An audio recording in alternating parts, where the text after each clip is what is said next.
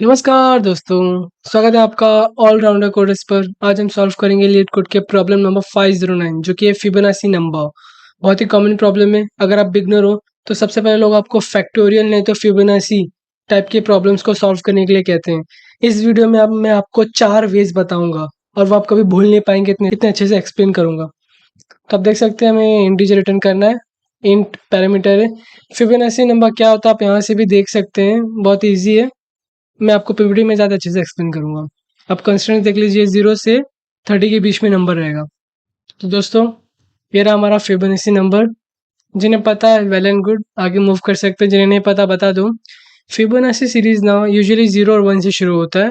हम क्या करते हैं, 0 1 को सिलेक्ट करके दोनों को ऐड कर देते हैं। ऐड करने का जो भी नंबर आता है वो नेक्स्ट इंडेक्स पे हम ऐड कर देते हैं। उसे आप देख सकते हैं 0 + 1 1 होता है। सिमिलरली 1 + 1 हम देखेंगे, 1 + 1 2 होता है, तो आप देख सकते हैं इसका नेक्स्ट इंडेक्स 2 है। सिमिलरली 1 + 2 क्या होता है, 3 होता है, तो आप देख सकते हैं 3 इसका नेक्स्ट इंडेक्स है। फिर 2 + 3 क्या होता है, 5 होता है। 3 + 5 8 होता है। 5 + 8 13 होता है। आप यूजुअली ना पीछे के दो नंबर को ऐड करके नेक्स्ट इंडेक्स में डाल देते हैं। सिंपली यही फिबोनाची नंबर्स है। आपको पहला मेथड बता देता हूँ। First method bottom up dynamic programming. Dynamic programming नहीं पता हो तो बता दूं कि डायनामिक प्रोग्रामिंग में 2 टाइप्स होते हैं, एक बॉटम अप, दूसरा टॉप डाउन। बॉटम अप ना नहीं पता तो सिंपली बता दो, बॉटम अप में ना हम आइटरेशंस का यूज़ करते हैं, और जो लास्ट के 2 अप्रोचेस बताऊँगा वो टॉप डाउन होंगे, जिनमें हम रिकर्जन का यूज़ करते हैं। बस इतना याद रखना।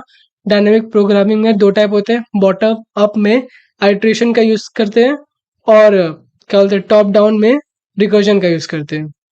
अब बस मेथड देख लीजिए कैसे सॉल्व करते हैं। तो दोस्तों, हमने एक रैंडमली एक नंबर ले लिया है 5।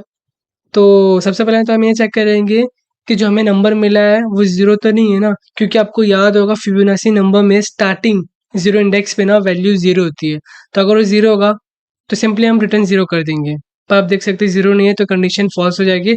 फिर हम एक एरे क्रिएट करेंगे। 5 दिया है ना, तो आपको पता है एरे 0 से शुरुआत होता है। तो एक डीपी नाम का हम नीचे यहाँ पे एरे क्रिएट कर लेंगे। आपको पता होगा एरे में इनिशियली वैल्यू 0 होती है। फिर हम क्या करेंगे, खुद से बाय डिफ़ॉल्ट हम ना 0 इंडेक्स पे 0 स्टोर कर देंगे, और यहाँ पे ऑलरेडी 0 था तो बस मैंने कलर चेंज किया। फिर 1 इंडेक्स पे 1 कर देंगे। उसके बाद हमारा मेन लॉजिक यूज़ होता है यहाँ पे फॉर लूप के अंदर। आप देख सकते हैं आज 2 से शुरुआत हो रहा है, क्योंकि 0 और 1 पे हमने ऑलरेडी ऐड कर दिया है, तो हमें 2 से शुरुआत करना है, एंड तक जाना है हमें। तो आप देख सकते हैं मैंने यहाँ क्या लॉजिक लिखा है।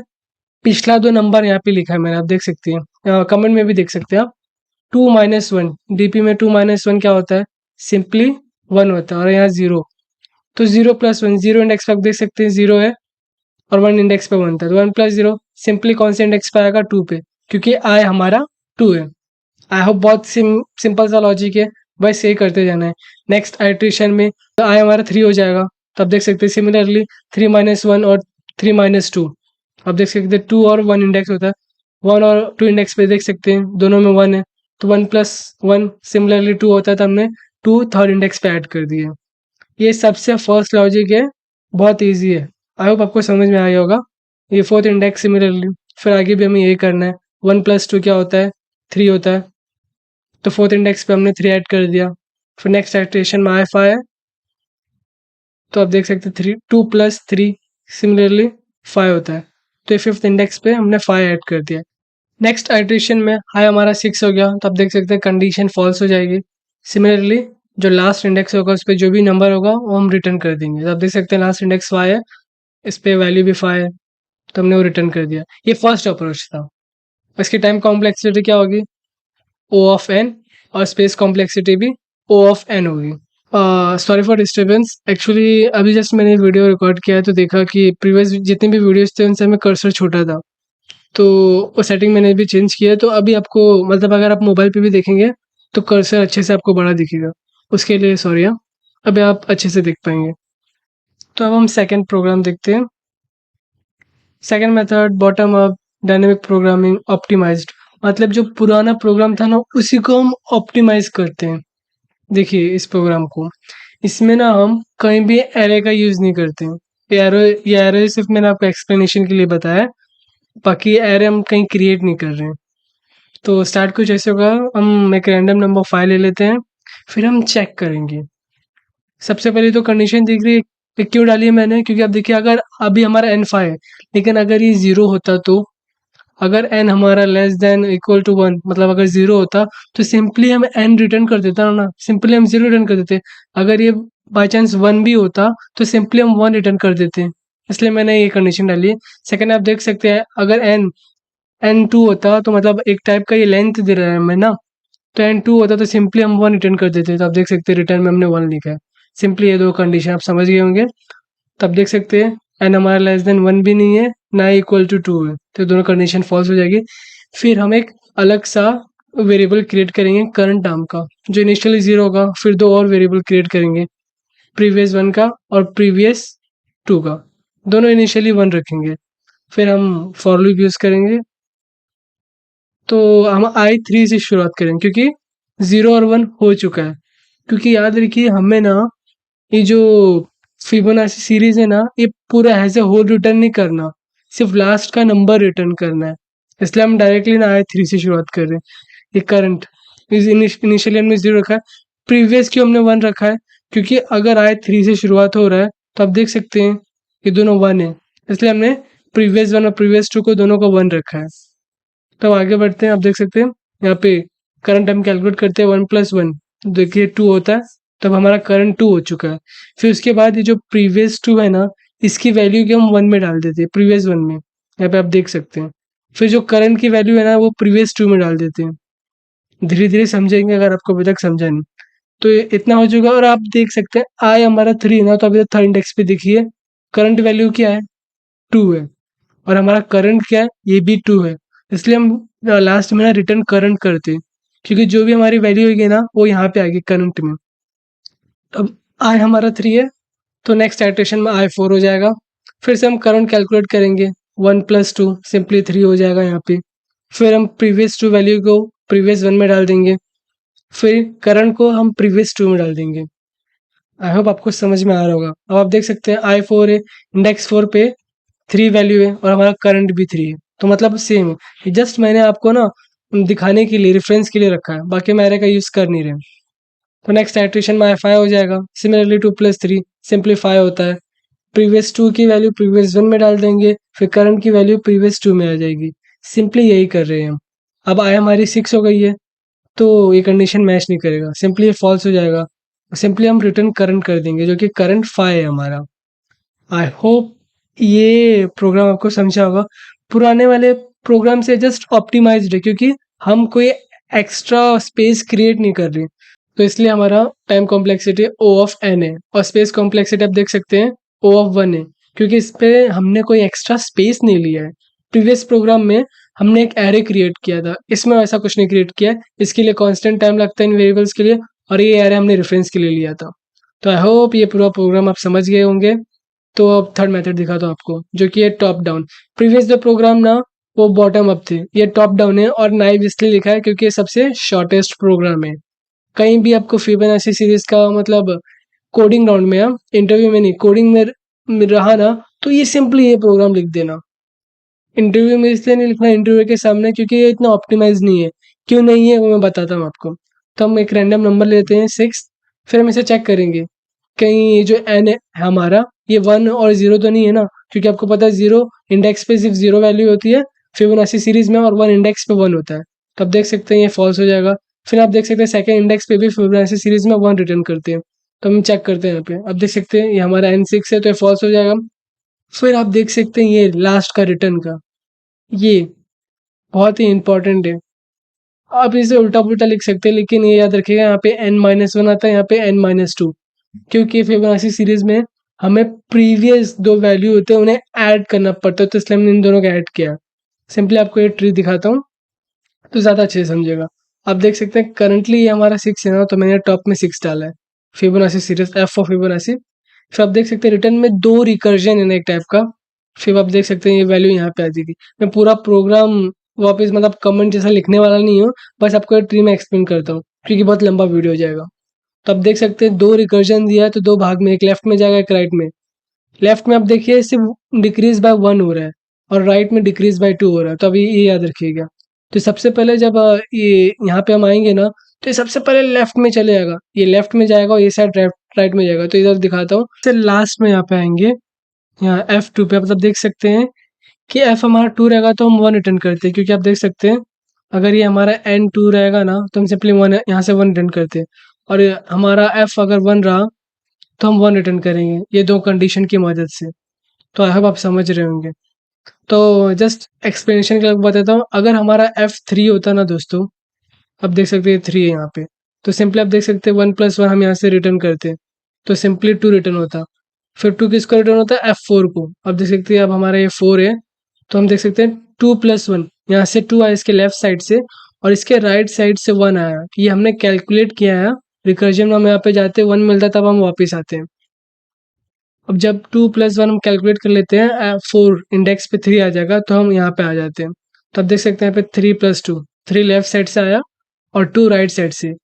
तो एक बात बता दूँ, ये मैं दिखा नहीं रहा हूँ, लेकिन बता दूँ कि इसके राइट साइड में ना रिकर्जन जाता है, फिर लेफ्ट साइड को कैलकुलेट करता है, फिर ये F1 को कैलकुलेट करता है, फिर वो ऊपर आता है। लेकिन आप ध्यान से देखिए कि F2, F1 हमने ऑलरेडी यहाँ पे कैलकुलेट किया है ना, तो हम फिर से कैलकुलेट करके टाइम पास नहीं कर रहे। तो इसलिए कहते हैं ये कोडिंग ग्राउंड में सही है, लेकिन अगर इंटरव्यू में बाय चांस आपको बोल दे करने के लिए, तो ये मत लिख देना, या फिर लिख भी देना तो उसको बता देना सर इसको मैं ऑप्टिमाइज़ भी कर सकता हूँ, जो कि नेक्स्ट मेथड में बताऊँगा। तब समझ गए? ये मेथड लिखने के लिए अच्छा है, नाइव मेथड है, लेकिन ऑप्टिमाइज़ेशन के नज़रिए से उतना अच्छा नहीं है, एफिशिएंट नहीं है। तो अब देखिए लास्ट में जब हम आते हैं तो देखिए लेफ्ट से 5 आता है। अब इसके राइट साइड में भी हम जाके पूरा कैलकुलेट करते हैं, हमारा रिकर्जन जाके कैलकुलेट करता है। तो आप वैल्यू देख सकते हैं 5 + 3 सिंपली 8 आता है, जो हमारा आंसर है। इसकी टाइम कॉम्प्लेक्सिटी देखिए 2 raised to n है, n raised to 2 मत समझना, 2 raised to n है, और space complexity O raised to n है, O ऑफ n है, सॉरी O ऑफ n है। तो आई होप ये मेथड समझा होगा आपको, बहुत ही ईजी है लेकिन एफिशिएंट नहीं है। और एफिशिएंट मेथड में अभी नेक्स्ट मेथड बताऊँ, जो कि है फोर्थ मेथड, टॉप डाउन ही डायनेमिक प्रोग्रामिंग, लेकिन एफिशिएंट है प्रीवियस वाले प्रोग्राम से। आप देख सकते हैं थोड़ा बड़ा ज़रूर है, लेकिन उससे एफिशिएंट है। वो कैसे है मैं अभी बताता हूँ। तो ये स्टार्ट करने से पहले मेमोराइज़ मेमोराइज़ेशन का कॉन्सेप्ट ना बहुत सारे प्रोग्रामिंग में है। अगर मैं अपनी पर्सनल बात बताऊँ तो सबसे पहले मैंने जावास्क्रिप्ट में सीखा था। जैसे आपको थोड़ा बात बता देता हूँ। जावास्क्रिप्ट में मेमोराइज़ेशन का कॉन्सेप्ट होता है, और उसका एक फ्रेमवर्क है रिएक्ट, उसमें एक हुक का नाम भी है यूज़ मेमो करके। मेमोराइज़ेशन बेसिकली क्या करता है दोस्तों, सपोज़ मैंने कहा था कि वो बार-बार ना वो जो ट्री था F1 और F2 को बार-बार कैलकुलेट कर रहा था ना, तो मेमोराइज़ेशन में क्या करते हैं, एक जगह पे F1 और F2 हमने कैलकुलेट कर कर लिया है ना, तो स्टोर कर देता है। फिर से बाद में सेम उससे प्रॉब्लम मिलता है ना F1 और F2 कैलकुलेट करने के लिए, तो वो उसके कैलकुलेशन में टाइम पास नहीं करता है। जो वैल्यू उसने स्टोर किया था F1 और F2 का, वो सिंपली रिटर्न कर देता है, वहाँ पे स्टोर कर देता है। नहीं समझा तो अभी प्रोग्राम में जब एक्सप्लेन करूँगा, मतलब चलाऊँगा तब समझ जाएँगे कैसे क्या। सबसे पहले तो हम एक एरे क्रिएट कर लेंगे 31 इंटीजर का। आप सोच रहे होंगे 31 क्यों इंटीजर? तो याद रखिए मैं कंस्ट्रेंट में क्या कहा था कि हमारे n की वैल्यू ना 0 से 30 तक है, इसलिए हमने 31 ऐसे क्रिएट कर लिए। तो आप देख सकते हैं ये मैंने एरे क्रिएट किया है। तो एक्चुअली ये एरे लेंथ 31 है, लेकिन सिंपली मैं n यहाँ पे 5 देने वाला हूँ, तो इसलिए मैंने सिर्फ 5th इंडेक्स का एरे क्रिएट किया, बाकी ये 31 तक जाएगा। बस मैंने जो मुझे ज़रूरत है मैंने उतना किया है, और ये हमारा ट्री है, सिंपली अच्छे से मैंने बना दिया है। और आप ये इतना लॉजिक देखेंगे तो आप समझ जाएंगे प्रीवियस वाले प्रोग्राम में भी इतना था, थोड़ा सा सेम मैंने नीचे डाला है। एक्सप्लेन करता हूँ आपको। आप देख सकते हैं n हमारा 5 है ना, तब देख सकते हैं लेस देन 1 यहाँ पे रहेगा, नहीं है तो सिंपली फॉल्स हो जाएगा। और ये क्यों है आपको पता होगा, एन ये मैंने क्यों रखा, क्योंकि 0 इंडेक्स पे 1 इंडेक्स पे हम वापस रिटर्न कर देंगे वो। एन हमारा 2 भी नहीं है, तो सिंपली यहाँ पे देखिए एक मैंने ना फंक्शन कॉल किया है मेमोराइज, जो नीचे मैंने क्रिएट किया है, ये सबसे मेन है। इसी की वजह से ये मेथड एफिशिएंट होता है। वो कैसे होता है ये बताता हूँ। मेमोराइजेशन के अंदर n मतलब हम 5 पास कर देंगे सिंपली, और 5 कहाँ पे आएगा, वो यहाँ पे आ जाएगा। तो फर्स्ट कंडीशन होगी हमारी, हमें ये चेक करना है हमारे 5th इंडेक्स पे इस एरे में 0 नहीं है ना, तो आप देख सकते हैं 0 है, तो सिंपली कंडीशन फॉल्स हो जाएगी। ये जो फर्स्ट कंडीशन है ना मेमोराइज की, बहुत ज़्यादा इंपॉर्टेंट है। आपको बाद में पता चलेगा कि क्यों इतनी इंपॉर्टेंट है। फिर हम नेक्स्ट चेक करेंगे कि हमारा n लेस देन 3 तो नहीं है ना, क्योंकि आपको पता है लेस देन 3 रहेगा तो 1 रिटर्न करना है आप 1 और सेकंड इंडेक्स पे रहा तो ये भी फॉल्स हो जाएगा। फिर एल्स पार्ट में मैं कैसे भी जाके आपको ये फॉर्मूला तो याद होगा ना, प्रीवियस प्रोग्राम में भी आपने ये लॉजिक देखा था। दो मैंने यहाँ रिकर्जन यूज़ किया है n-1 n-2 सिंपली इस तरफ 4 आ जाएगा और इधर 3 आ जाएगा। तो अब इस लाइन के बाद ना मैं पूरा कैलकुलेट नहीं करने वाला हूँ, तो अब ध्यान से सुनिएगा। मैं बस इंपॉर्टेंट चीज़ आपको बता देता हूँ कि ये कंडीशन हमने क्यों डाला है। सपोज़ दोस्तों हम यहाँ से टॉप पे सबसे नीचे आएँगे, टॉप डाउन पे सबसे नीचे आएँगे, तो यहाँ पे हम सब अगर हम M3 पे रहेंगे ना यहाँ पे, तो आप देख सकते हैं यहाँ पे, तो हम M2 कैलकुलेट करेंगे कैसे?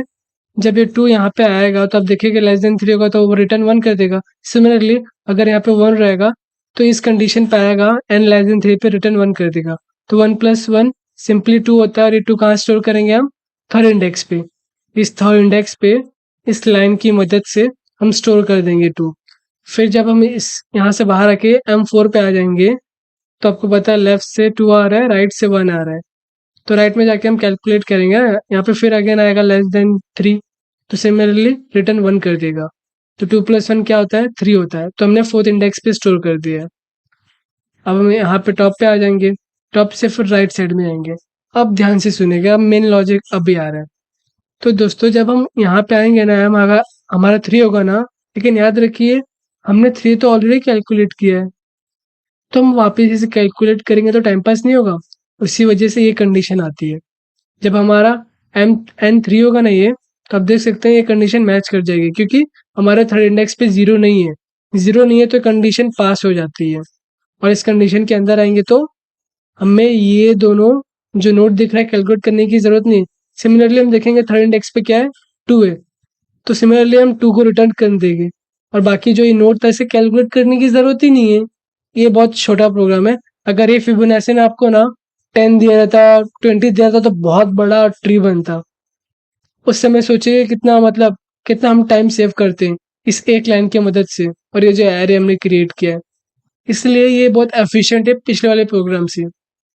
तो आई होप आपको समझा होगा कि ये प्रोग्राम क्यों एफिशिएंट है। और मैं अभी स्किप करता हूँ, अभी समझ करेंगे, सीधे स्किप करता हूँ, लास्ट इंडेक्स पे आते हैं। लास्ट में हमारा यहाँ 5 आ जाता है। सिमिलरली हमें 5 को यहाँ से रिटर्न करके इस पे यहाँ पे आता, फिर हम लास्ट में dpn जो हमारा 5th लेंथ है उसका वैल्यू रिटर्न कर देते हैं। बस यही प्रोग्राम है। आई होप आप समझे रहेंगे कि हमने इतना बड़ा एरे क्यों क्रिएट किया था और फिर इस लाइन का महत्व क्या है, इंपॉर्टेंस क्या है इस लाइन का। क्योंकि जो नोड हमने ऑलरेडी विजिट कर लिया है, हमें पता है उसका आंसर क्या है, तो हम वापस इसे कैलकुलेट क्यों करें। सिमिलरली हम एरे में देखेंगे, वहाँ से रिट्रीव करके यहाँ उस वैल्यू को स्टोर कर देंगे। आई होप ये आपको समझा होगा। इसकी time complexity O of n है और स्पेस कॉम्प्लेक्सिटी भी O ऑफ n है। तो आई होप ये जो 4 प्रोग्राम मैंने सिखाए, आपको समझाए, एक्सप्लेन किए, वो बहुत ही अच्छे से समझ गए रहेंगे आप। अब बस लेट कोड पे इसे रन करके दिखाता हूँ। तो दोस्तों ये हमारा फर्स्ट मेथड है, इसको मैंने रन भी कर दिया है। आप देख सकते हैं 100% लोगों को बीट कर रहा है, 66% लोगों को मेमोरी में बीट कर रहा है। अब सेकंड मेथड देखिए, ये बॉटम अप डीपी था। सेकंड मेथड क्या होगा? बॉटम अप डीपी इसको ऑप्टिमाइज करता है, फर्स्ट वाले मेथड से ऑप्टिमाइज करता है। 100% लोगों को बीट किया है और यहाँ पे सिर्फ 9% लोगों को बीट किया है।